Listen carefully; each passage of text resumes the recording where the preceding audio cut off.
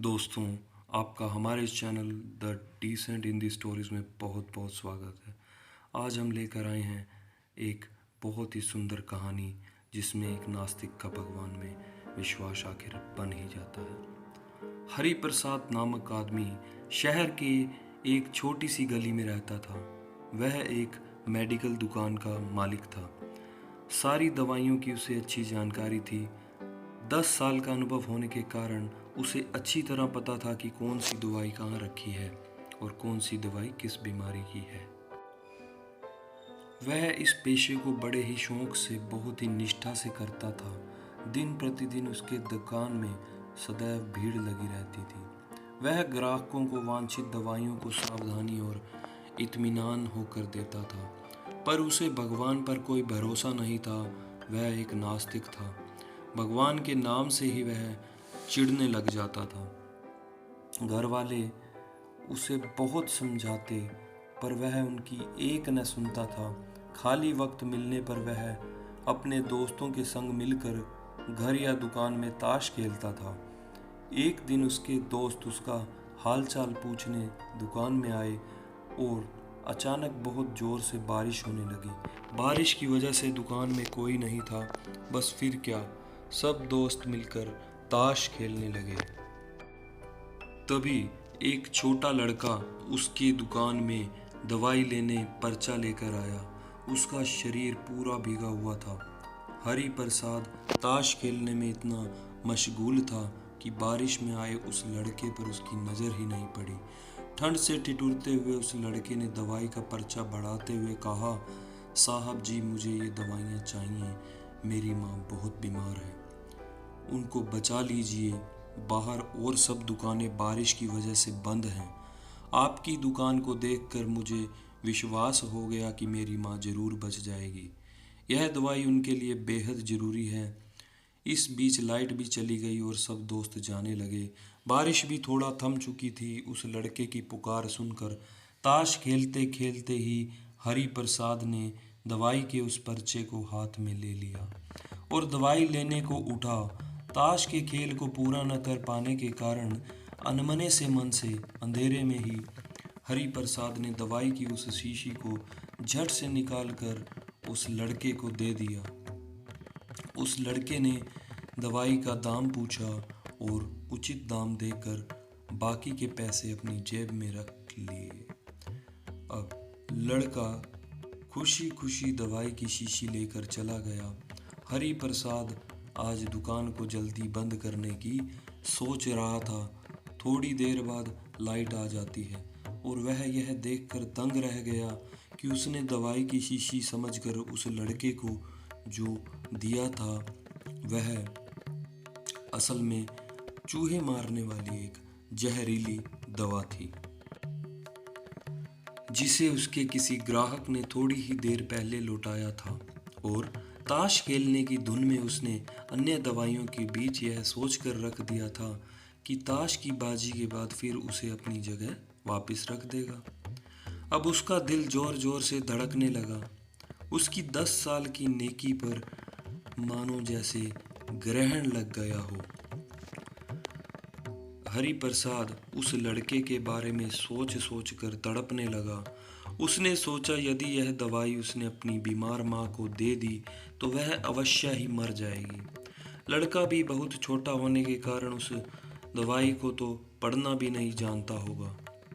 एक पल वह अपनी इस भूल को कोसने लगा और ताश खेलने की अपनी आदत को छोड़ने का उसने निश्चय कर लिया।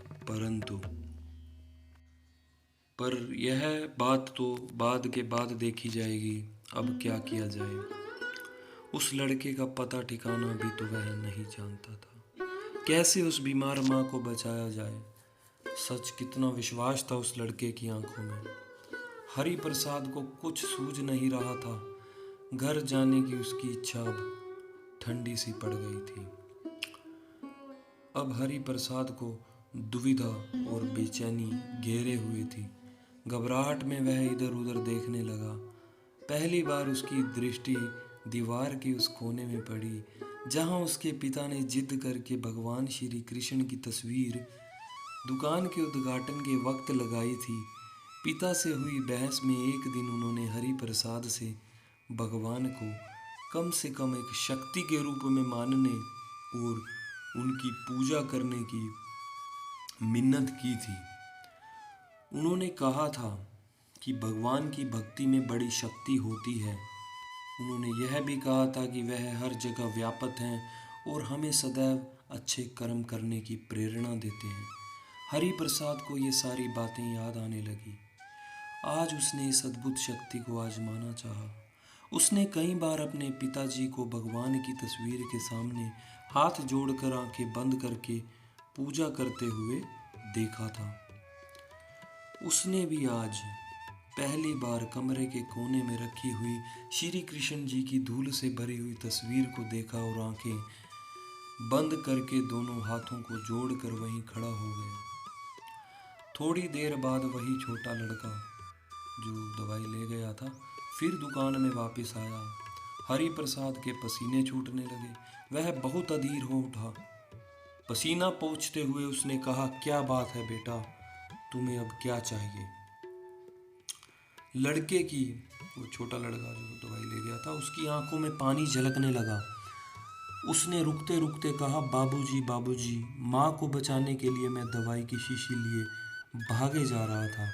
घर के करीब पहुंच भी गया था, पर बारिश की वजह से आंगन में पानी भरा हुआ था और इसीलिए मैं फिसल गया, जिससे वह दवाई की शीशी गिरकर टूट गई।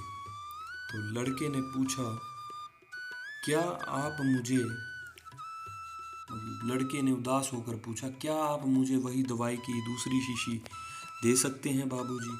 हरि प्रसाद ने राहत की सांस लेते हुए कहा, हाँ हाँ, क्यों नहीं, लो यह दवाई। उस लड़के ने दवाई की शीशी लेते हुए बड़े भोलेपन से कहा, पर मेरे पास तो पैसे नहीं हैं। हरि प्रसाद को उस बेचारे लड़के पर दया आ गई। कोई बात नहीं, तुम यह दवाई ले जाओ और अपनी माँ को बचाओ। जाओ जल्दी करो, और हाँ, अब की बार जरा संभल कर जाना। लड़का बोला, अच्छा बाबूजी। यह कहता हुआ लड़का खुशी से वहाँ से चल पड़ा। अब हरि प्रसाद की जान में जान आई। भगवान को धन्यवाद देता हुआ हरि प्रसाद अपने हाथों से उस धूल भरी श्री कृष्ण जी की तस्वीर को लेकर अपनी धोती से पोंछने लगा और उसने उस तस्वीर को अपनी सीने से लगा लिया। अपने भीतर हुए इस परिवर्तन को वह सबसे पहले अपने घर वालों के साथ साझा करना चाहता था, उनको यह सुनाना चाहता था। इसलिए हरि प्रसाद ने जल्दी से दुकान बंद की। वह घर को रवाना हुआ। उसकी नास्तिकता की घोर अंधेरी रात भी अब बीत गई थी और अगले दिन की नई सुबह एक नए हरि प्रसाद की, जिसकी भगवान में आस्था बन गई थी, उस हरि प्रसाद की प्रतीक्षा कर रही थी। तो दोस्तों, कैसी लगी आपको एक नास्तिक की कहानी, एक नास्तिक की भक्ति की कहानी? अगर आपको अच्छी लगी है तो प्लीज़ लाइक कीजिए कहानी को, शेयर कीजिए इस वीडियो को, और प्लीज़ सब्सक्राइब कीजिए हमारे चैनल डिसेंट हिंदी स्टोरीज़ को। धन्यवाद। Thank you very much for watching the video. Thank you.